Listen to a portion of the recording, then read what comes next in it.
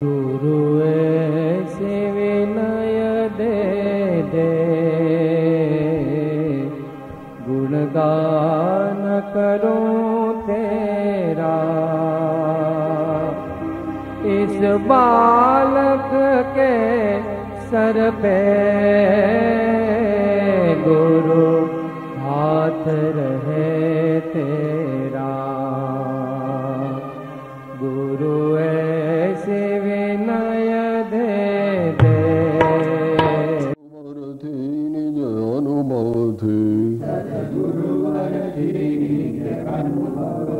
वैराग्य અને અભ્યાસ થકી વૈરાગ્ય અને અભ્યાસ થકી અભ્યાસ અને વૈરાગ્ય થકી અભ્યાસ અને વૈરાગ્ય થકી મનવાળું પડે સદગુરુવરથી મનવાળું વળે સદગુરુવરથી મનવાળું વળે સદગુરુવરથી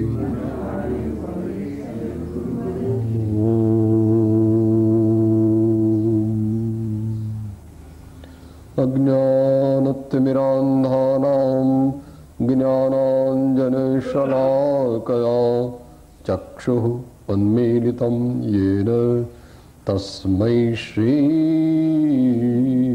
ગુરવે નમઃ. મંગલમય મંગલકરં વીતરાગ વિજ્ઞાન નમો તાહે જાતે ભાયે અરેહંત આદિમ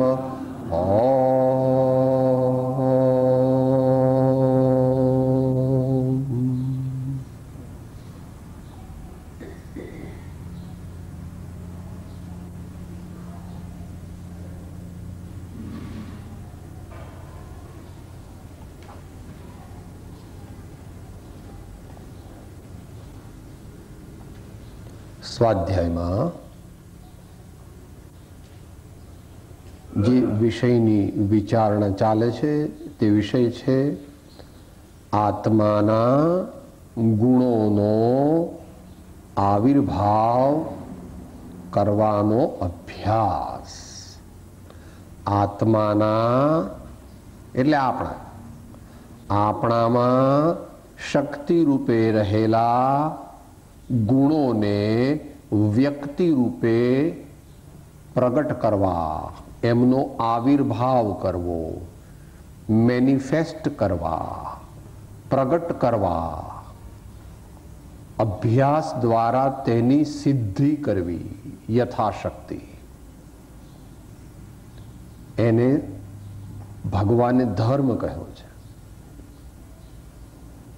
આપણા જીવનમાં જો એવા સદગુણો ન પ્રગટે તો આપણે ધર્મ હજુ કર્યો નથી.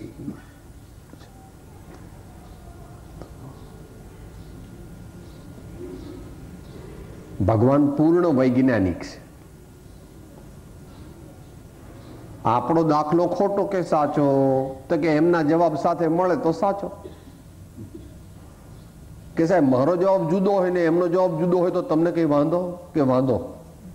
કારણ કે એમનો જવાબ જે છે તે પૂર્ણ જ્ઞાનમાંથી નીકળેલો છે. માટે એમનો સાચો અને આપણો ખોટો એમ નક્કી કરવું એમાં આપણું હિત છે. વિચારો. હમણાં ન બેસે તો કાંઈ નહીં, આગળ ઉપર પણ વિચારજે. જેદી તેદી પણ ગમે ત્યારે પણ કોઈ ઉપાય, કોઈ પદ્ધતિથી કોઈ સાધનથી, કોઈ સંયોગને પ્રાપ્ત કરીને પણ આત્મા જ્યારે જાગશે અને દુર્ગુણો જ્યારે ભાગશે ત્યારે આપણા આત્માનું કલ્યાણ. આપણા આત્માનું એટલે આપણું. આપણે ને આત્મા બે કઈ જુદા નથી. આપણે અને આત્મા એ બે કઈ જુદા નથી તત્વથી. પણ અત્યારે તો કોઈ આત્મા કહેતો કે સાહેબ તમારી પાસે રાખો ને, અમારે કઈ કામ નથી, એવો આ જીવ છે એટલે દુઃખી છે, એમ કૃપાળુદેવ કહે છે. દરેક જ્ઞાની પુરુષો કહે છે સ્વરૂપનું વિસ્મરણ થઈ જવાથી ભયંકર પરિભ્રમણ તેને પ્રાપ્ત થયું છે. સ્વરૂપનું વિસ્મરણ થઈ જવાથી ભયંકર પરિભ્રમણ તેને પ્રાપ્ત થયું છે. તેને એટલે જીવને, જીવ એટલે આપણે. માટે સદગુણો પ્રગટ કરવા જ.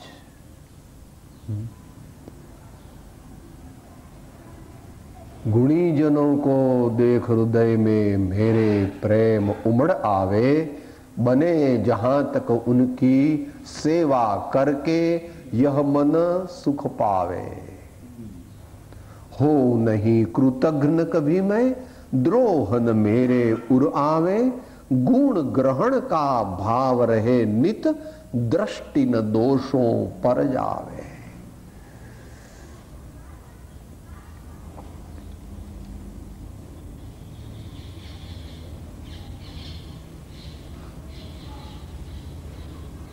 સ્વાધ્યાય કરવો અઘરો છે પ્રભુ. સાંભળવું તે સ્વાધ્યાય નથી અને બોલવું તે પણ સ્વાધ્યાય નથી. પરમાર્થથી, પરમાર્થથી સાંભળવું તે પણ સ્વાધ્યાય નથી અને બોલવું, પ્રવચન કરવું, સ્વાધ્યાય કરાવવો તે પણ સ્વાધ્યાય નથી. તો કે સાહેબ તો સ્વાધ્યાય એટલે શું? જે કોઈ મહાપુરુષોના વચનો, અનુભવી જ્ઞાની ભગવંતોની દિવ્ય વાણી, તેનું રટણ કે મનન કરતા આત્મા પ્રત્યેનો લક્ષ્ય વર્ધમાન થાય અને આત્માની શુદ્ધિ થાય, એને ભગવાન પરમાર્થ સ્વાધ્યાય કહે છે. નિશ્ચય સ્વાધ્યાય એટલે કેવી રીતે? દ્રષ્ટાંત આપીએ. જમવા બેઠા, જે વિવેકી છે એ જમે છે, જમવામાં ઉતાવળ કરતો નથી. જે કોળિયો મોઢામાં મૂક્યો તે કોળિયો બરાબર ચાવે છે, વારંવાર ચાવે છે. એકદમ એક રસ થઈ જાય પછી ઉતારે છે. એમ સ્વાધ્યાય કરતા કરતા સાંભળવાનું અને સાંભળતા સાંભળતા ઉપયોગ દ્વારા, ચિત્ત દ્વારા એનો અર્થ સમજીને એ અર્થને ઇમ્બાઇબ કરવાનો, આત્મસાત કરવાનો યથાશક્તિ.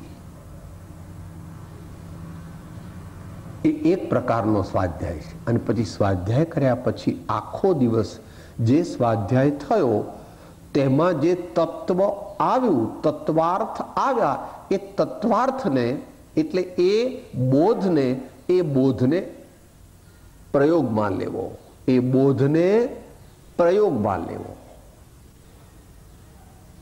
એટલે આપણે દ્રષ્ટાંત આપ્યું હતું, ગાય ભેંસ વગેરે એ ખાતી વખતે 2-3 પૂળા ખાઈ જાય છે, પણ પછી આંબા કે લીમડા નીચે બેસીને બધું બહાર કાઢે છે અને પછી શું કરે છે?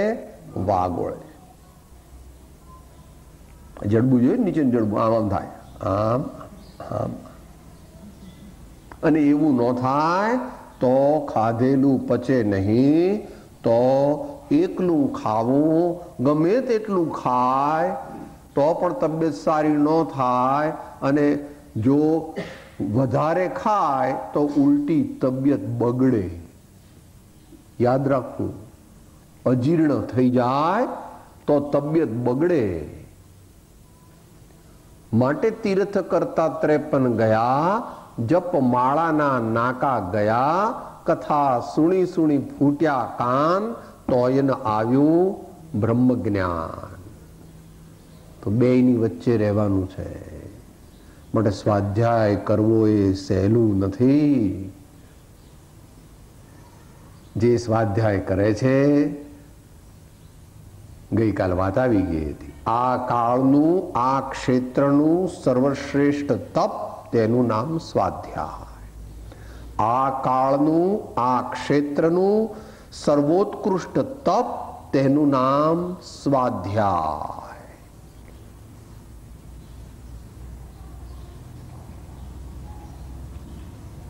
ટેવ પાડવી જોઈએ.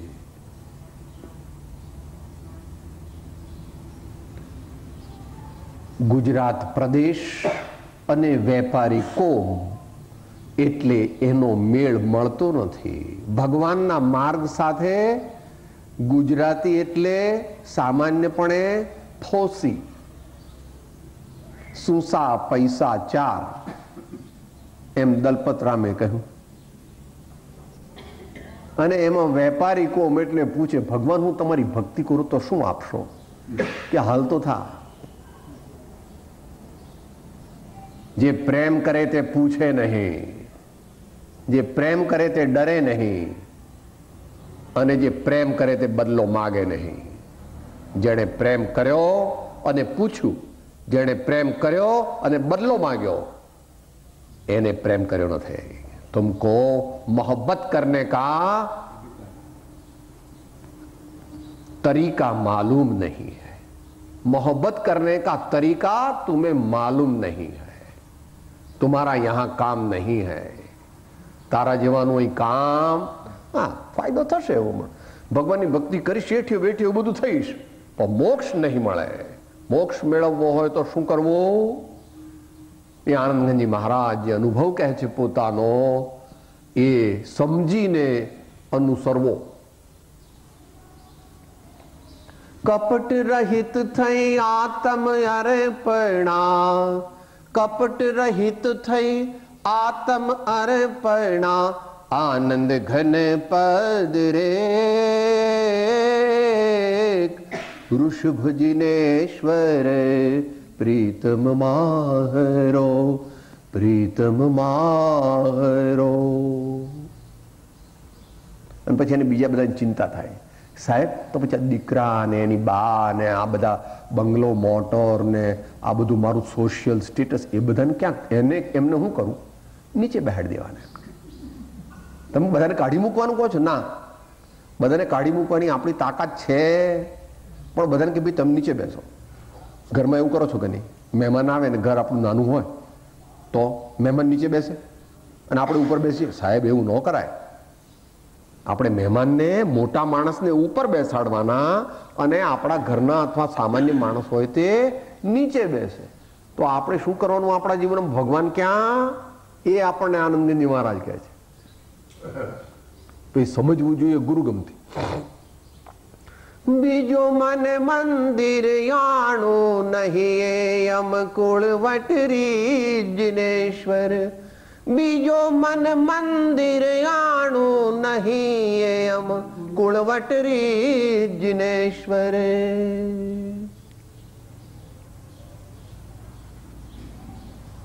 શબ્દ મૂક્યો છે પણ આંતરિક ભાવ ભાસતો નથી. ધર્મ જિનેશ્વર ગાઉ રંગ શું ભંગમ પડશો પ્રીત જિનેશ્વર. રંગ શું? એને બદલે આને તો વેઠ શું. જગતના જીવ ભક્તિ કેવી રીતે કરે છે? વેઠ કરે. સાહેબ બેલ વાગ્યો, હવે ચલો ભક્તિ કરી આવી. મારે જવું નથી પણ હવે આ લોકોને નિયમ ને એવું હોય ને આપણે જઈ આવીએ, જરા ભગવાન મોઢું દેખાડી આવીએ. હાજરી પુરાય. મન વગરનું મળવું ને ભીતડીએ ભટકાવું, મન વગરનું મળવું ને ભીતડીએ ભટકાવું. મારા સ્વામીને કાંઈ જોઈતું નથી. મારા સ્વામી કહે છે, જો તારે પ્રેમ હોય અંતરનો તો આવજે ને બીજા તારા હીરા માણેક મોતી સોનું ચાંદી બંગલા દીકરા બધું તારી પાસે રાખ, અમારે કાંઈ જોઈતું. પણ એવા ભગવાનને ઓળખે કોણ? એવા ભગવાનને ઓળખે કોણ? માટે દેશકાળ ક્ષેત્ર વગેરે થોડા ઘણા વિપરીત છે, પણ છતાં આપણે આપણું કામ કરવાનું છે. કૃપાળુદેવ કહે છે, પદ્ધતિથી કહે છે, એ બધે લગાડી દેવું. હું જાણું છું કે તેમ થવું કઠિન છે, તો પણ અભ્યાસ તે જ સર્વનો ઉપાય છે. હું જાણું છું કે તેમ થવું કઠિન છે, તો પણ અભ્યાસ તે જ સર્વનો ઉપાય છે. એટલે જો સદગુણ જીવનમાં પ્રગટ કરવાનો પ્રમાણિક પ્રયત્ન ન કરીએ તો આ બધું ઠીકાઠીક છે. આ બધું ઠીકાઠીક છે. માટે હવે આગળનો આપણી શક્તિ પ્રમાણે ગુણ પ્રગટ કરી શકીએ. અહીં બેઠેલામાંના મોટા ભાગ તો કરી શકે, આમ તો બધાય કરી શકે, પણ આપણે બધા મધ્યમ અથવા સામાન્ય કક્ષાના મુમુક્ષુઓ છીએ. આગળનો જે સદગુણ છે તેને બ્રહ્મચર્ય કહે. સંક્ષિપ્ત વિચારણા માત્ર કરશું, કારણ કે એ વિષય તો 5 કે 7 સ્વાધ્યાય હોય તો એનો એ વિષયને કઈ ન્યાય આપી શકાય. અત્યારે તો થોડી મિનિટમાં આપણે એ વિચારણા કરવી છે. માત્ર અગત્યના મુદ્દાઓને આપણે નોંધ લઈ અને એના પ્રયોગનો આપણે વિચાર કરશું. બે લીટી સાંભળીને પછી બોલવાની છે. નવમો બ્રહ્મચર્યને કહ્યો ધર્મયંગ બળવાન, ત્રિયોગે તે સેવીએ રાખી નિજ પદ ભાન. ભલે કોઈ દેવ સુંદરી મોહવશ થઈ આવે છળે રે, છતાં ત્યાં દેહ જતા પણ સાધક મનથી નહીં ચળે રે. ભવે જન ભાવ ધરીને જીન દશા આરાધીએ રે.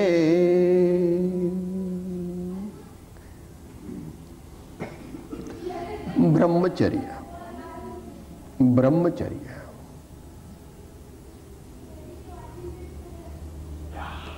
વ્યવહાર નિશ્ચય, એકદેશ સકળ, સ્થૂળ સૂક્ષ્મ, અનેક પ્રકારે એના ભેદ છે. અત્યારે સામાન્ય સંક્ષિપ્ત વિચારણા.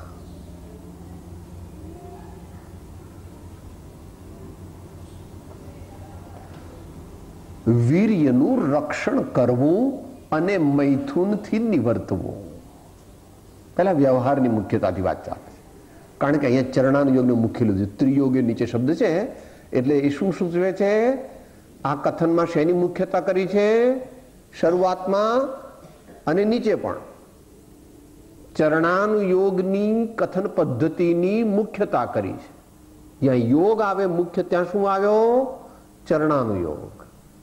ઉપયોગ આવે ત્યાં દ્રવ્યાનુયોગ, અને ગુણસ્થાન અને સૂક્ષ્મ ઉપયોગ આદિ આવે ત્યાં કરણાનુયોગ, અને ભગવંત અને જ્ઞાની પુરુષના ચરિત્રો આવે ત્યાં કથાનુયોગ. જ્યાં જે મુખ્ય હોય ત્યાં તેની મુખ્યતાથી વિચારણા કરવી અને અન્ય અનુયોગને ગૌણ કરવા પણ સ્વીકારવા.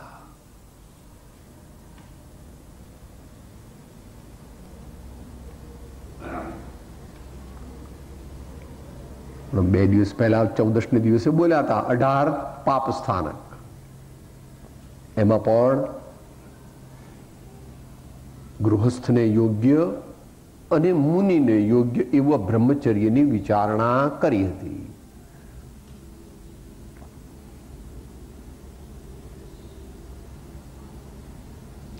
પૂર્વે બાંધેલા સ્ત્રી પુરુષ કે નપુંસક વેદનો ઉદય થતા પોતાના આત્માને તેથી ઝાંખપ ન પડવા દેતા સમભાવપૂર્વક તેને ઉપશમાવવો, એવા ભાવને ઉપશમાવવો એ બ્રહ્મચર્યનો અભ્યાસ છે. અને તે ઉપશમાવવામાં મદદરૂપ થવા માટે મનથી મૈથુનનું સેવન કરવું નહીં, આગળ વધારવું નહીં, વચનથી મૈથુન સેવન કરવું નહીં અને શરીરથી પણ મૈથુન સેવન કરવું નહીં.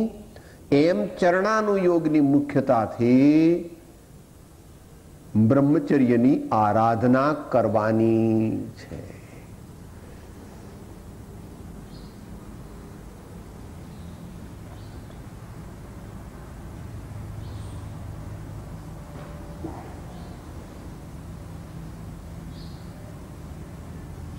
આમ તો ધર્મકરણીમાં સર્વ જીવો નિશ્ચયથી તો સમાન છે, પરંતુ ઉત્તમ ધર્મ કરવામાં પુરુષોની મુખ્યતા છે. એમાં કંઈ ખોટું લગાડવાનું નથી. આમાં માતાઓએ કંઈ ખોટું લગાડવાનું નથી. ગમે એટલું આપણે કહીએ કે બધા તમે તો જૂનવાણી છો, તમે તો જૂનવાણી છો, એવું નથી.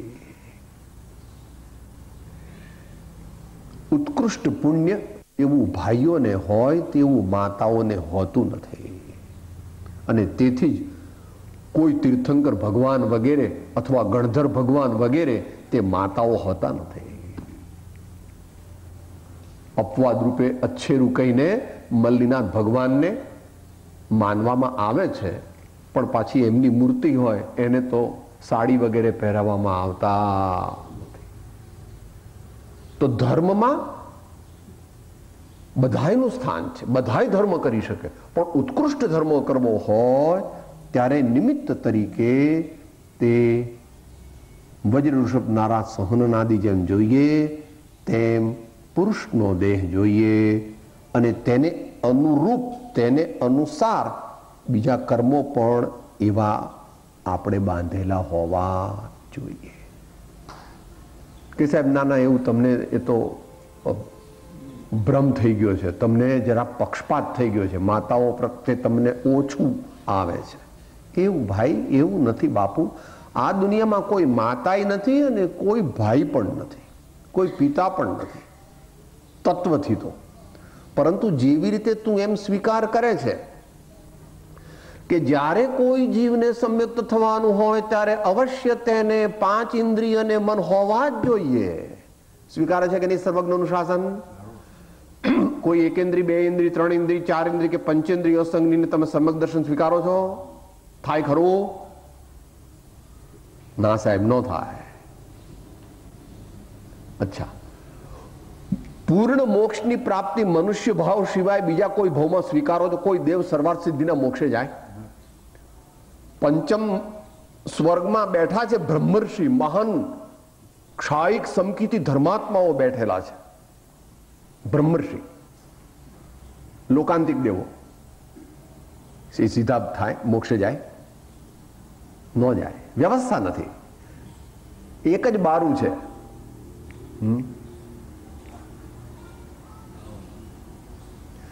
માનવનો જન્મ છે મુક્તિનું બારણું, મહાવીરનો ધર્મ છે મુક્તિનું પારણું. માનવનો જન્મ છે મુક્તિનું બારણું, મહાવીરનો ધર્મ છે મુક્તિનું પારણું. તો જેવી રીતે આ બધી વસ્તુનો સ્વીકાર કરે છે એમ આ વસ્તુ પણ એટલા માટે કે વીર્યનું રક્ષણ કરવું અને તેને ઉર્ધ્વગામી બનાવી અને બ્રહ્મરંધ્રમાં લઈને નિર્વિકલ્પ સમાધિનો અનુભવ કરવો, તેવી સર્વોત્કૃષ્ટ સાધના જેવી ભાઈઓ કરી શકે છે તેવી માતાઓ ઓછું કરી શકે છે. એકલા વનમાં ગુફામાં રહેવું એ ઇત્યાદિ પ્રકારે માતાઓથી બનતું નથી. જો કે પ્રેક્ટિકલ દૃષ્ટિએ આ કાળમાં તો ભાઈઓ પણ એવું કરી શકતા નથી. એટલે અત્યારે તો અહીં કોઈ માતાઓ પણ નથી ને ભાઈઓ પણ નથી. અહીંયા બધી માતાઓ જ છે કે સાહેબ આવું બોલો છો, અહીંયા કોઈ પુરુષ છે જ નહીં કે અત્યારે નથી કોઈ પુરુષ? તો કે આવું તમે ગમે તેમ બોલો તો એ બરાબર છે? અમે નથી કહેતા.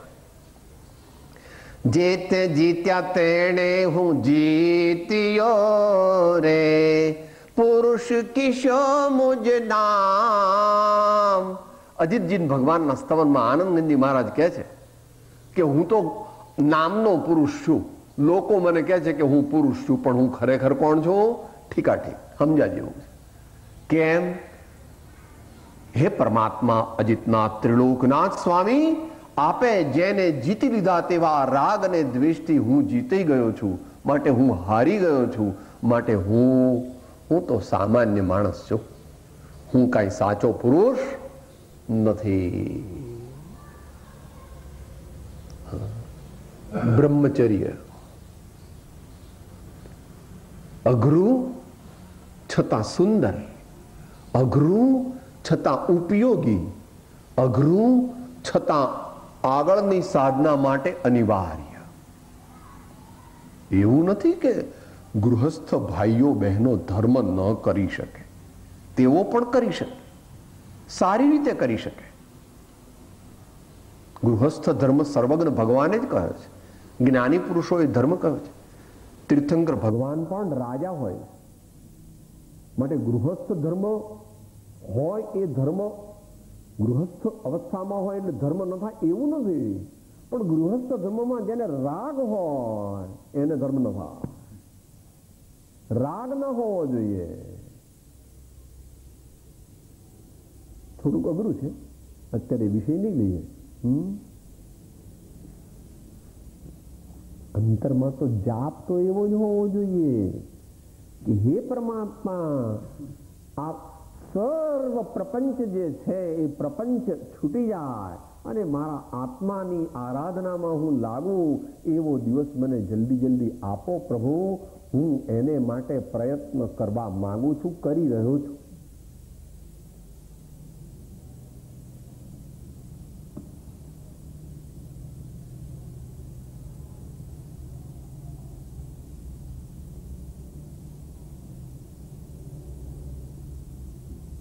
અહિંસા, સત્ય, અચૌર્ય, બ્રહ્મચર્ય અને અપરિગ્રહ તે એક દેશ અંશે ગૃહસ્થ ધર્માત્મા પણ પાળે. તેવા ગૃહસ્થ ધર્માત્મા સુદર્શન શેઠ જેવા, ભગવાન રામ જેવા આજે હજારો લાખો વર્ષ પછી પણ ભારત અને દુનિયાના હૃદયની અંદર ઉચ્ચ સ્થાનને પામેલા છે. પરંતુ અહીં વિષય જ્યારે બ્રહ્મચર્યનો ચાલે છે ત્યારે એ બ્રહ્મચર્યની મહત્તા તે સારી રીતે સ્વીકારવી અને સારી રીતે આદરવી એ એકદમ સિદ્ધ ન થાય. આપણા જેવા માટે આપણે ક્રમે ક્રમે કરીને એની સિદ્ધિ કરી શકીએ. 24 ભગવાન થયા, ચાલુ 24માં 5 ભગવાન તો સીધા જ બાલ્ય અવસ્થામાં, કુમાર અવસ્થામાં 5 ભગવાન કુમાર અવસ્થામાં. શ્રી વાસુપૂજ્ય ભગવાન, શ્રી મલ્લીનાથ ભગવાન, શ્રી નેમિનાથ ભગવાન, શ્રી પાર્શ્વનાથ ભગવાન અને શ્રી મહાવીર ભગવાન. થોડો ઇતિહાસમાં મતભેદ છે, એનો વાંધો નહીં, આપણે અત્યારે મતભેદમાં ન જવું.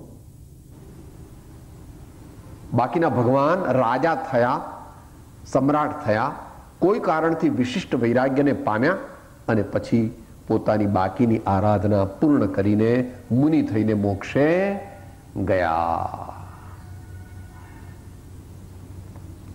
એ બ્રહ્મચર્ય વિકટ હોવા છતાં સામાન્ય માણસ તેને પાળી શકવાની યોગ્યતાવાળો ન હોવા છતાં મુમુક્ષુ જીવે અને એમાં પણ આગળ વધેલા મુમુક્ષુ જીવે અવશ્ય તેની ભાવના અને પ્રામાણિક પ્રયત્ન કરવો. એ વિશે અત્યારે ડિટેલ્સ ન લઈ શકાય, મોટો વિષય છે.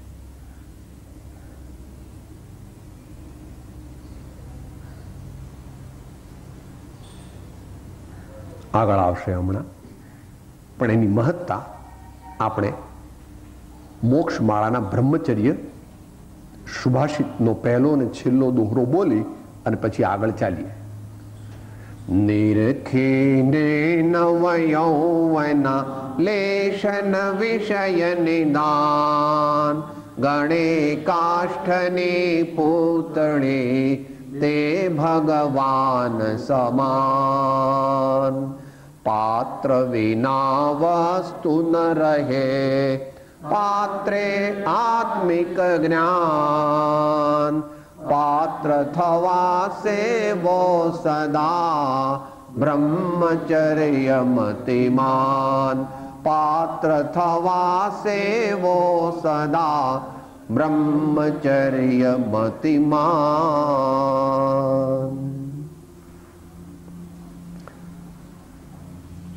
હું જાણું છું કે તેમ થવું કઠિન છે, તો પણ અભ્યાસથી જ સર્વનો ઉપાય.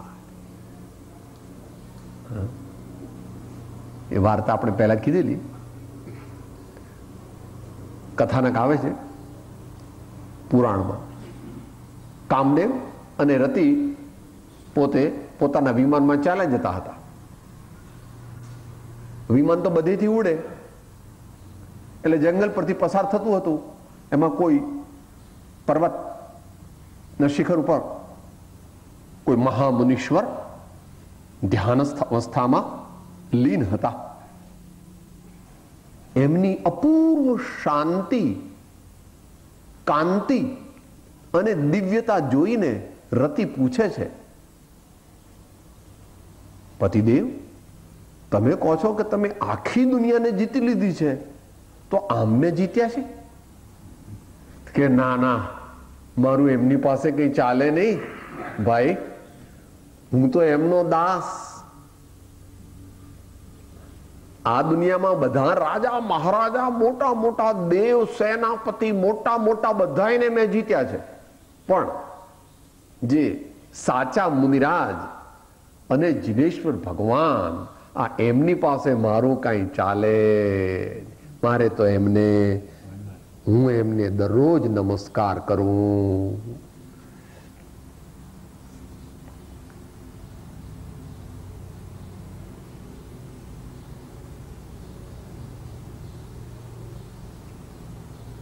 ત્રણ તીર્થંકર ભગવાન થાય આ વર્તમાન 24માં. એમાં વળી આ બેઠા છે વિરાજમાન, અને એમના પછીના 2, 16, 17 અને 18. પોતે કામદેવ છે, પોતે ચક્રવર્તી છે અને પોતે તીર્થંકર બને. વિચારવા જેવું છે. ભલે અત્યારે વિષય નથી આપણો, પણ વિચારવા જેવું છે.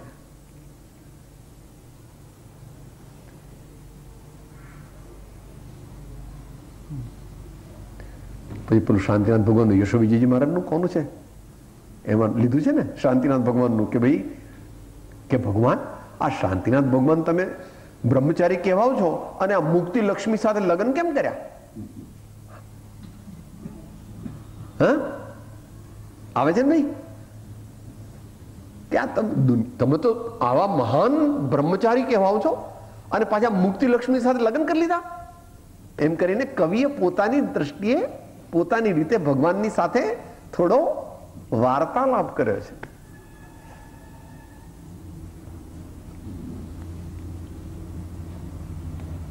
મહાત્મા ગાંધીજીએ સારી રીતે પ્રેક્ટિકલ વ્યાખ્યા કરેલી છે.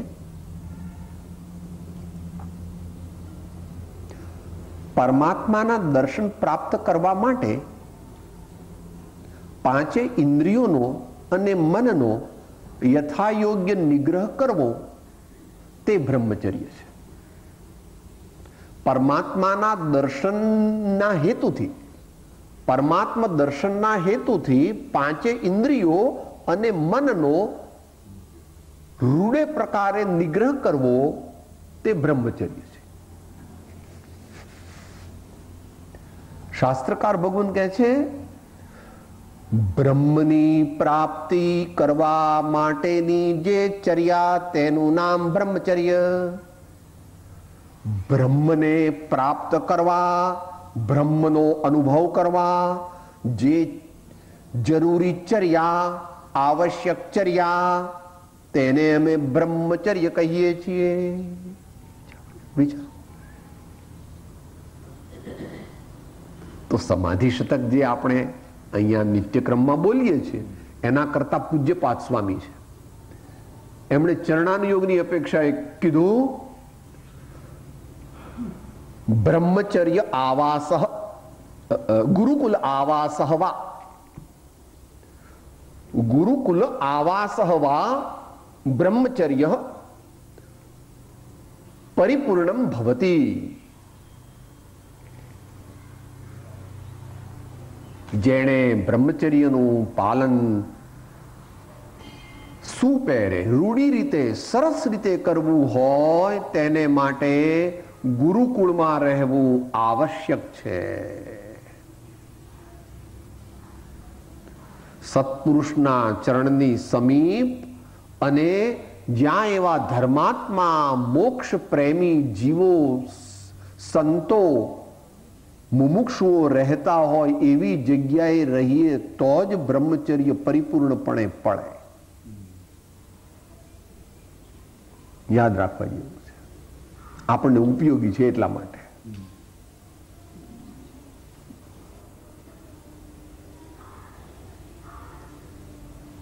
અત્યારે આપણે સંક્ષિપ્તમાં વિચારણા કરી રહ્યા છીએ એટલે પાછા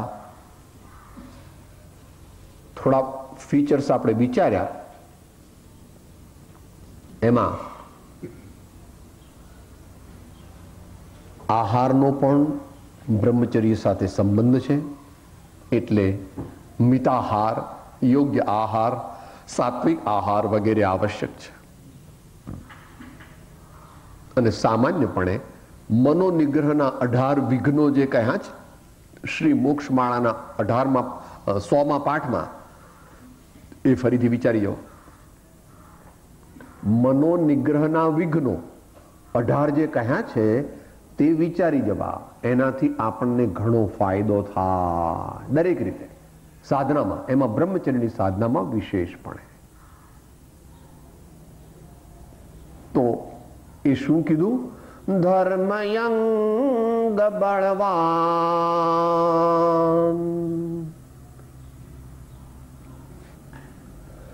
આયુર્વેદનું આરોગ્ય સાચવવા વાળું જે શાસ્ત્ર છે એણે પણ 7 ધાતુમાં વીર્યને ધાતુઓનો રાજા કહ્યો છે. માટે બ્રહ્મચર્ય પાલન તે મનુષ્યને ઓજસ્વી, તેજસ્વી, બળવાન, દીર્ઘ આયુષ્યવાન, આસન સિદ્ધિ વાળો અને અનેક પ્રકારની રિદ્ધિ સિદ્ધિનો સ્વામી બનાવવામાં પરમ સહાયક બને છે. માટે વિવેકી ધર્માત્માઓએ વારંવાર એની ભાવના કરવી એવી કૃપાળુ દેવે આજ્ઞા કરેલી છે.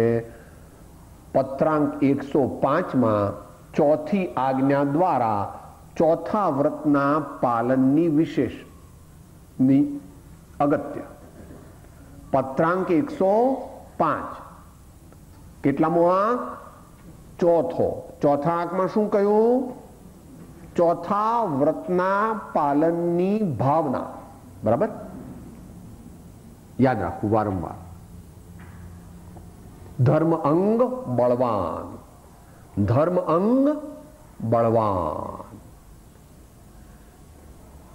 જેણે જીવનમાં બહુ જ મોટી સિદ્ધિ પ્રાપ્ત કરવી હોય, ભલે આધ્યાત્મિક સિદ્ધિ ન હોય, તો તેને માટે પણ બ્રહ્મચર્ય જે છે તે પરમ ઉપકારી છે. મોટા મોટા મહારાજાઓ, મોટા સમ્રાટો, મોટા આઈએએસ ઓફિસરો, મોટા દેશના નેતાઓ વગેરે એમાં દત્તચિત્ત હોય છે. અટલ બિહારી વાજપેયી અને લાલ બહાદુર શાસ્ત્રી એ વગેરે તથા એસ રાધાકૃષ્ણન અને રાજેન્દ્ર પ્રસાદ વગેરે પોતપોતાની શક્તિ પ્રમાણે એ વ્રત પાળ્યું છે. અત્યારની વાત ચાલે છે, કારણ કે રામની વાત કરીએ, હનુમાનની વાત કરીએ કે સાહેબ તમે જૂન વાણી લાગો છો, સાહેબ તમે જૂન વાણી લાગો છો. ભગવાન રામનું બ્રહ્મચર્ય આજ સુધી સુવિદિત છે કે સાહેબ તમને શી ખબર પડી? બોલો, તમે રામના હૃદયમાં ઘૂસી ગયા હતા, તમને શી ખબર પડી કે ભાઈ જ્યારે સીતા માતા નહોતા અને એ અશ્વમેઘ યજ્ઞ કરવાનો હતો ત્યારે બધાએ એમ કીધું કે ભાઈ દાંપત્ય, જ્યારે સીતા માતા નહોતા અને એ અશ્વમેઘ યજ્ઞ કરવાનો હતો ત્યારે બધાએ એમ કીધું કે ભાઈ દાંપત્ય સહયોગી હોય તો જ આ યજ્ઞ થઈ શકે, માટે હવે તમારે કોઈ કારણસર નહીં તો આ યજ્ઞ માટે પણ બીજી વાર લગ્ન તો કરવા જોઈએ, નહીં તો યજ્ઞ થશે નહીં. તો કે યજ્ઞને થવું હોય તો થાય અને ન થવું હોય તો ન થાય. સીતા સિવાય આ હૃદયમાં કોઈ આવી શકે એવું છે નહીં.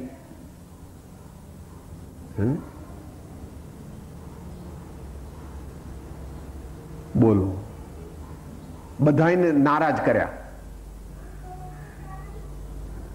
માટે ભગવાન રામ, રાજા રામ, એમનું બ્રહ્મચર્ય એટલે સ્વદારા સંતોષ વ્રત એ અભૂતપૂર્વ છે. એ ઇત્યાદિ પ્રકારે અન્ય મહાત્માઓનું પણ સમજી. માટે બળવાન સુભાષચંદ્ર બોઝને પણ બધા કહેતા હતા, મોટા થયા ને, તો કે આટલો મોટો ઢાંગરો થયો ને હવે લગ્ન નથી કર્યા હજુ. એટલે કે મારી માં તો જેલમાં છે, એટલે હું લગ્ન કરું કેવી રીતે? તે વખતે ભારત ગુલામ હતું. 27-28 વર્ષના થયા ને બધા કે આટલો મોટો ઢાંગરો થયો, લગ્ન કરી લે ને હવે. તો કે મારી માં તો જેલમાં છે, ભારત માતા જેલમાં છે, જ્યાં સુધી ગુલામ છે ત્યાં સુધી હું લગ્ન કરીશ.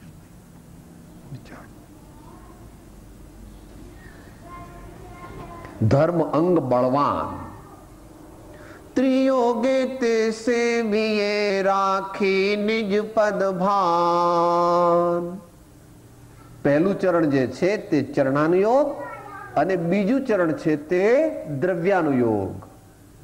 બ્રહ્મચર્ય શા માટે પાળવું? આત્માની સ્થિરતા વિશેષપણે થઈ શકે, ઊંડા ધ્યાનમાં જઈ શકા, ઊંડી સમાધિની સિદ્ધિ માટે.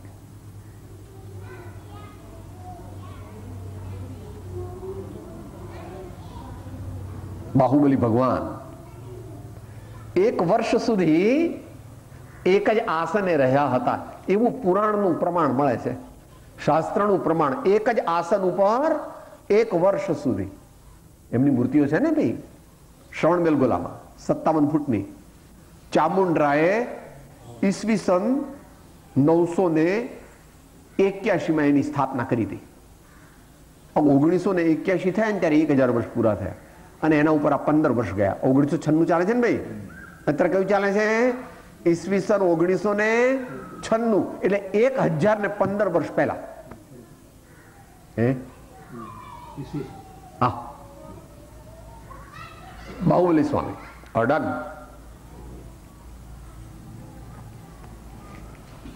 રાખી નિજ પદ ભાન, એમાં જરાક મિસ્ટેક થઈ હતી બાહુબલી સ્વામી. તે વખતે મુનિ હતા.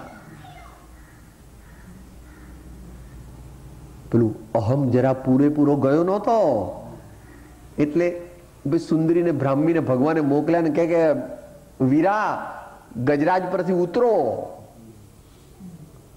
અને જ્યાં ડગ માંડવા જાય છે ત્યાં કેવળ જ્ઞાન થાય છે. એ પ્રમાણેનો કથા આવે છે, જે હોય તે.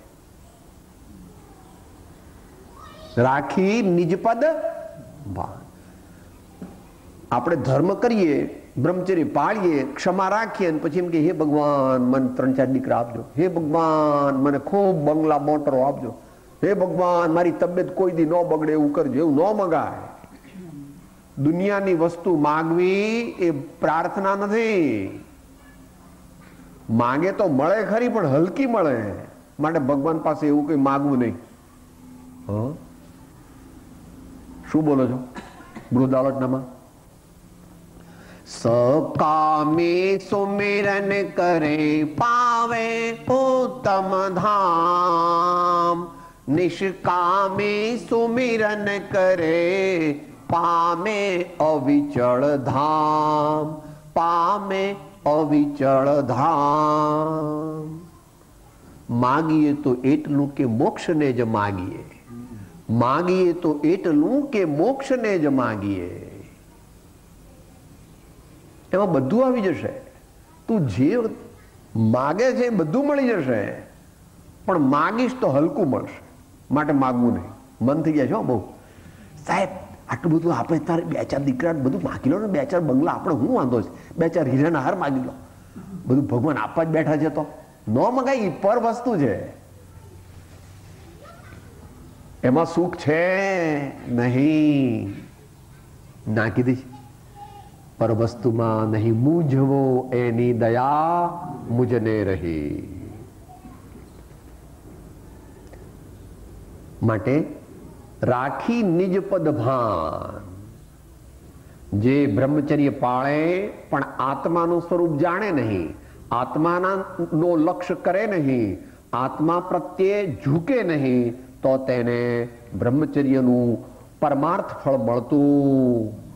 માટે પરમાત્માનું સ્મરણ, શુદ્ધાત્માનું સ્મરણ વારંવાર કરવું મારે, તમારે અને આ જગતમાં જે પણ કોઈ ઉત્તમ પદ ઈચ્છે તેણે પરમાત્માનું અથવા શુદ્ધાત્માનું સ્મરણ કરવું, કરવું અને કરવું જ. સાહેબ ક્યાં સુધી કરવાનું? આમ તો પ્રભુ તું પરમાત્મા થાય ત્યાં સુધી, પણ આ ભોગની અપેક્ષાએ વળી છેલ્લા શ્વાસ લગે હું ધર્મ નહીં ત્યાગો, વળી છેલ્લા શ્વાસ લગે હું ધર્મ નહીં ત્યાગો, રહે ભાવ સમાધિનો એવું નિશ્ચય બળ દેજે, રહે ભાવ સમાધિનો એવું નિશ્ચય બળ દેજે. મારી ભક્તિ જો સાચી હોય તો આટલું બળ દેજે, મારી ભક્તિ જો સાચી હોય તો આટલું બળ દેજે. પછી આગળ તો કાવ્યાત્મક દ્રષ્ટિએ લખ્યું છે, ભલે કોઈ દેવ સુંદરી મોહવશ થઈ આવી છળે રે. આવું કંઈ આપણે તો જીવનમાં બનવાનું નથી, કારણ કે અત્યારે દેવો બેવો ખાસ આવતા નથી. માટે કોઈ દેવ સુંદરી આવીને આપણને ભરમાવે અથવા તો કપટ કરે તો એવું બનવાનું કંઈ નથી, પણ આપણે જ સાવધાન રહેવાનું છે.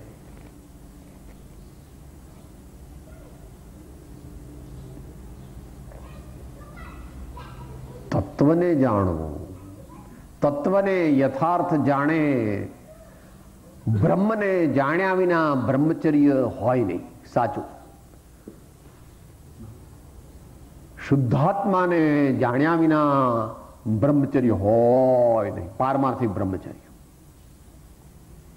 પણ એ શુદ્ધાત્માને જાણવા માટે પણ બ્રહ્મચર્યનું પાલન તે ઉપકારી છે, ઉપયોગી છે, સહાયક છે. માટે બ્રહ્મચર્ય પાળવું. બે બાજુ તો અનેકાંત ભગવાનની વિદ્યા છે. આમ ઢળે તોય પણ નહીં ચાલે, આમ ઢળે તો પણ નહીં ચાલે, બંને સાથે ફરી ફરી પ્રયત્ન કરવો, નિરાશ થવું નહીં, પણ કાયદા પાળવા. કાયદા પાળીએ, ચરણાનુયોગના કાયદા પાળીએ તો બ્રહ્મચર્ય સારી રીતે પાળવામાં આપણને સફળતા મળે. જો કાયદા ન પાળીએ તો ભગવાનનો અનુભવ, આપણે તેનો ઉપયોગ ન કર્યો તો આપણને પડવાના ચાન્સીસ છે. મોહવશ થઈ આવી છળે રે. છલના, છળ એટલે કપટ. શું તો એવા ખોટા હાવભાવ આદિ દ્વારા એવી કોઈ સુંદરી આવી અને આપણી સાધનામાં ભંગ કરે એવું કદાચ બને તો પણ અહીં આગળ કહે છે, છતાં ત્યાં દેહ જતા પણ સાધક મનથી નહીં ચડે રે. મુનિના બ્રહ્મચર્યની આ વાત છે. મુનિનું બ્રહ્મચર્ય કોઈ મહાપુરુષો પાળી શકે છે?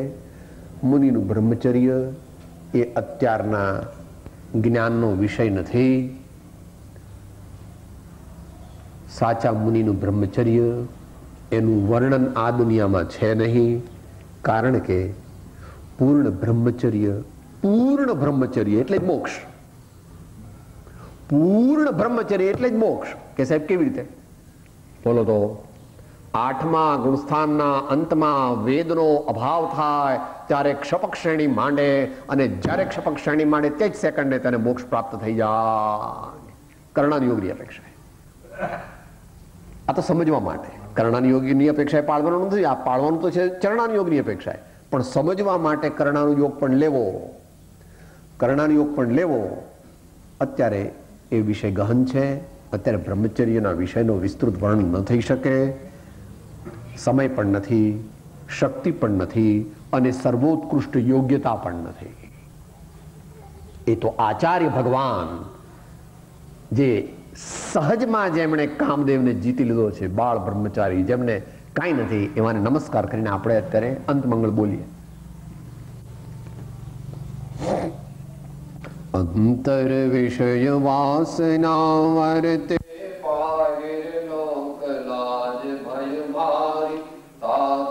પરમ દિગંબર મુદ્રા ધારી સકે નહીં દિન સંસારી. ऐसे दुर्धर नदन परीश साधुजी के शील व्रत धारी. निर्विकार बालक वत निर्भय तिनके पायत शोक हमारी. निर्विकार बालक वत निर्भय तिनके पायत शोक हमारी. सद्गुरु देव संगवारो देव लोकनाथ की जय.